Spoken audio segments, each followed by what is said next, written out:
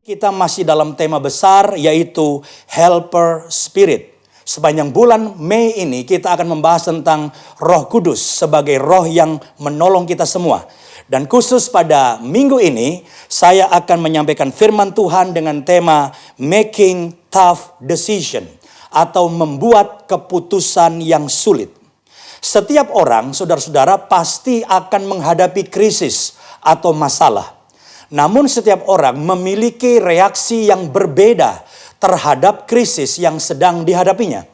Ada yang memiliki reaksi menjadi panik, ada yang putus asa, dan banyak yang menjadi stres. Tidak sedikit juga yang bingung dan tidak tahu harus berbuat apa, dan akhirnya diam saja, tidak melakukan apa-apa. Sebenarnya pada masa krisis, kita harus melakukan langkah-langkah terobosan, membuat langkah-langkah yang berani. Bahkan keputusan-keputusan yang sulit harus kita ambil untuk mengatasi krisis, termasuk krisis pandemi COVID-19 ini. Hari ini saya akan membahas bagaimana Roh Kudus sebagai roh penolong akan menolong kita mengambil keputusan sulit dengan benar, agar kita dapat melewati krisis ini dan krisis-krisis apapun yang sedang kita alami dengan penuh keberhasilan.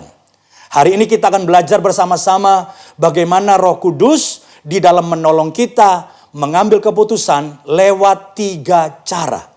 Yang pertama adalah saudara-saudara, Roh Kudus akan menolong kita dengan membuat kita gain God's perspective on the issue.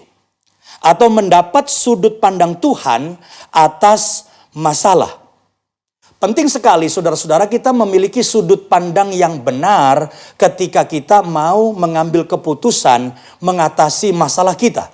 Dan di dalam Yohanes 14 ayat 26, Alkitab Bahasa Indonesia sehari-hari, firman Tuhan berkata begini, "Tetapi Roh Allah, penolong yang akan diutus Bapa atas namaku, dialah yang akan mengajar kalian segalanya. Dan mengingatkan kalian akan semua yang sudah kuberitahukan kepadamu." Perhatikan saudara-saudara bahwa Roh Kudus akan mengajar kita, saudara-saudaraku, segala sesuatu yang penting untuk kita menghadapi masalah.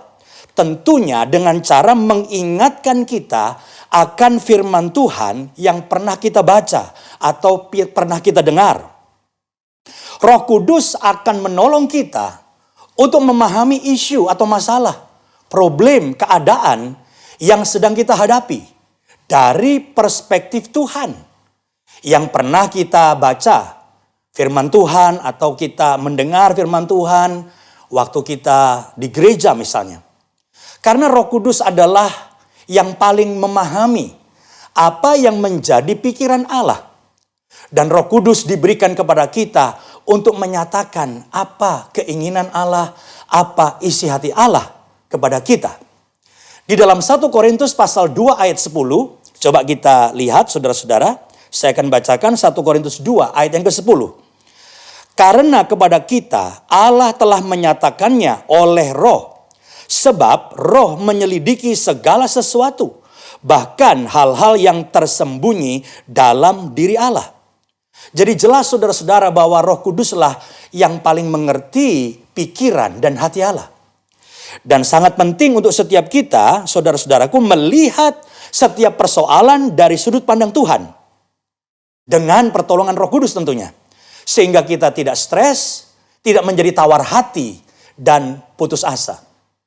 Seringkali ketika kita ada dalam sebuah krisis, seringkali pikiran kita tidak jernih, memandang suatu masalah. Oleh karena itu, kita perlu berdoa, saudara-saudara, meminta kepada Roh Kudus, Helper Spirit, roh penolong ini, untuk membuka pikiran kita, untuk dapat melihat dengan jernih suatu masalah, sehingga kita dapat mengambil keputusan dengan benar. Saya beri contoh misalnya, satu saat kita bisa saja menghadapi jalanan yang macet. Ketika jalanan begitu macet, saudara-saudara, dan kita tidak tahu penyebabnya apa. Karena kita nggak bisa melihat apa yang terjadi di depan. Itu seringkali membuat kita stres menghadapi kemacetan. Namun berbeda jika seandainya kita melihat kemacetan itu, saudaraku, dari sudut di atas. Misalnya kita naik helikopter. Kalau kita menaik helikopter dan kita bisa melihat dari atas, maka kita bisa melihat, oh ternyata penyebab kemacetan itu di depan ada sesuatu misalnya.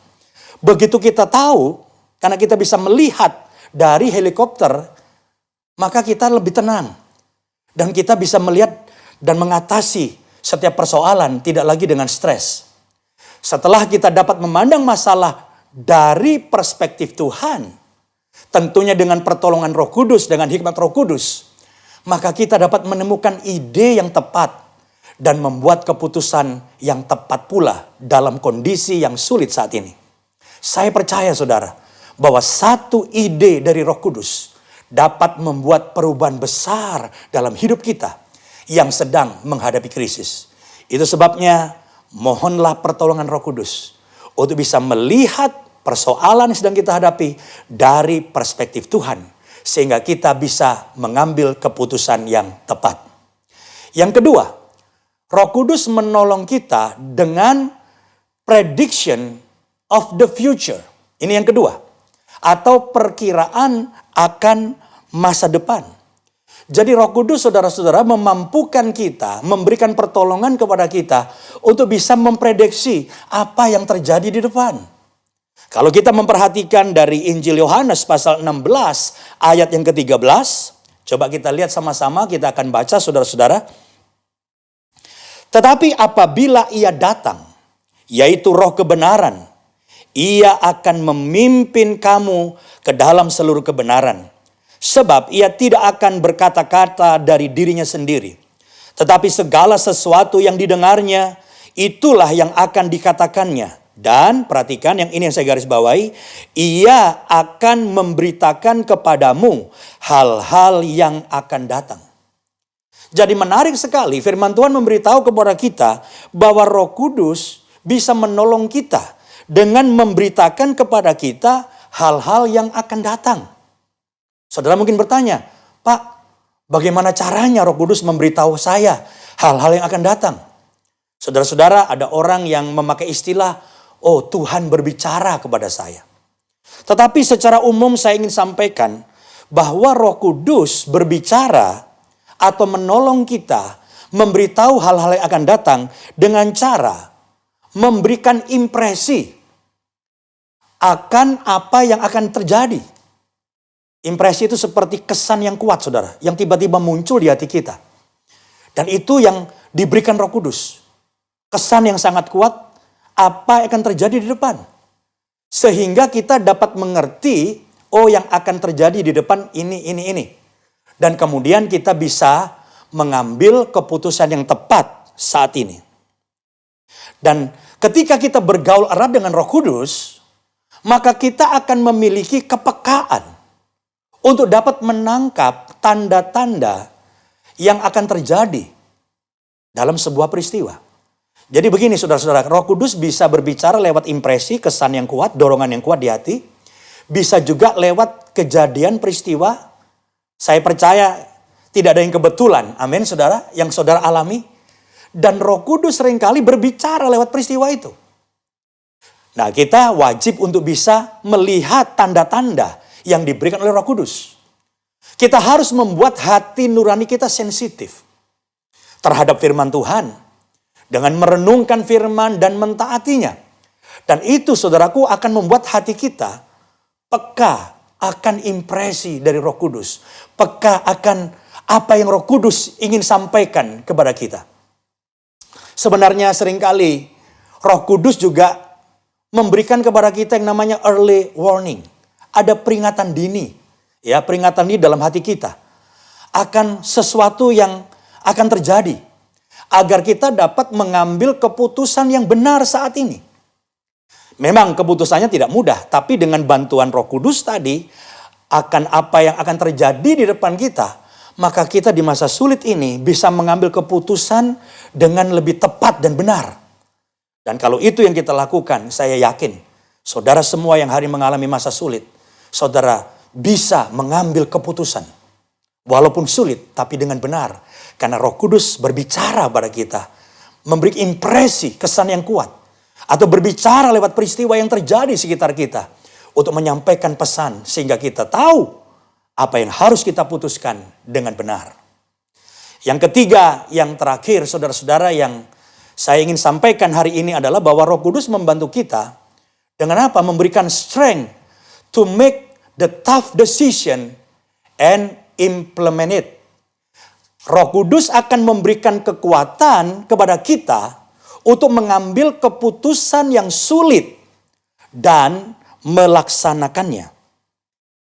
Saya tahu bahwa saat ini saudara, ada saudara-saudara semua yang harus mengambil keputusan. Dan keputusannya nggak mudah. Banyak yang berbicara kepada saya, aduh Pak ini gimana ya? Saya harus mengambil keputusan tentang perusahaan saya. Tentang pegawai saya. Ada juga yang harus mengambil keputusan untuk merubah total cara berbisnisnya. Dari berbisnis konvensional, kemudian berubah. Dan ini harus keputusan yang diambil. Dengan cara bisnis yang baru, dengan budaya yang baru. Karena memang saudara-saudara jangan pernah berpikir bahwa dunia di mana kita hidup ini selesai dari pandemi COVID-19 ini akan sama seperti dulu lagi.